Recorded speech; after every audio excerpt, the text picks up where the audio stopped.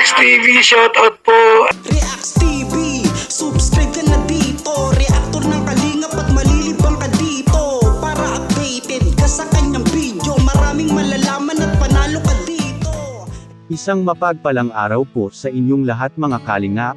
Maligayang pagbabalik sa aking YouTube channel Reacts TV. Maganda ang topic natin ngayon mga kalingap. Patungkol po ito sa lahat ng Kalingap Angels. Dahil si Idol Rob ay may paalala sa kanila ano kaya yun, napaka-importante siguro ito, at dara na sample lan ni Idol Rob.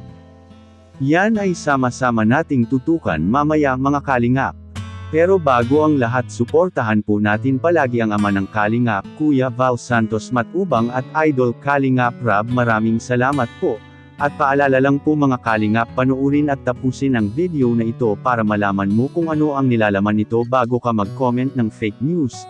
Ang reaction na ito ay kuha po natin sa vlog ni Idol Rob kay Dara, at huwag ring kalimutang mag-like sa video na ito. Maraming salamat po ulit.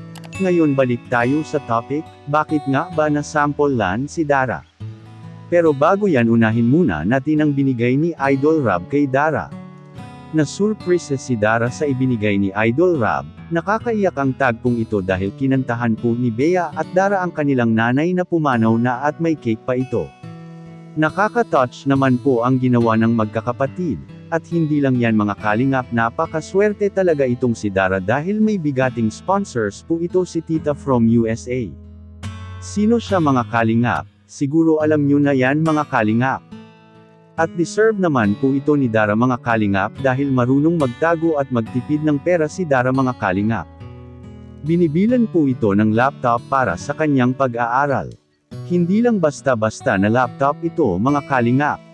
Branded pa, yan ang may puso ng paglingap.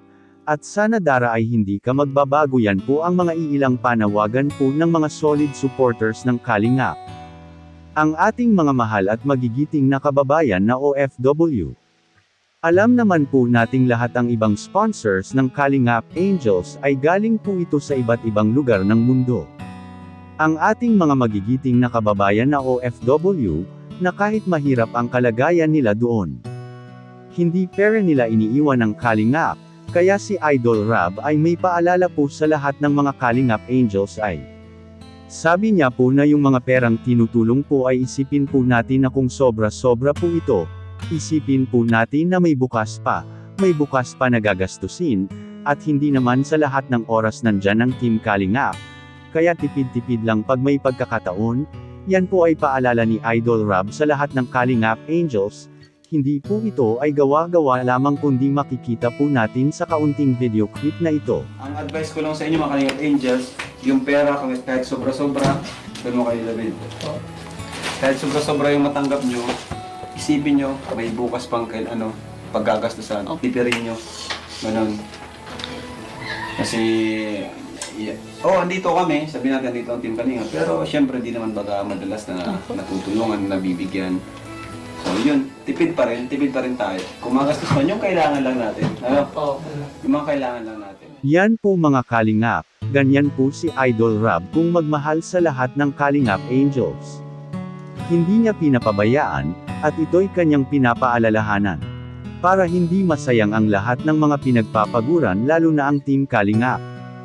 Ngayon please comment lang po sa ibaba sa ating comment section mga Kalingap para po malalaman po natin ang mga opinyon po ninyo.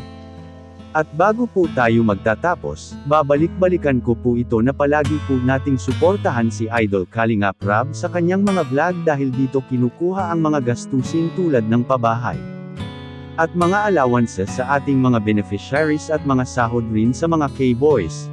Maraming salamat po, at hanggang dito lang po muna ang ating Kalingap Reacts TV update ngayong araw mga Kalingap. Huwag kalimutang mag-like at subscribe at i-on ang notification bell for more updates. Maraming salamat po, mabuhay tayong lahat. God bless us all.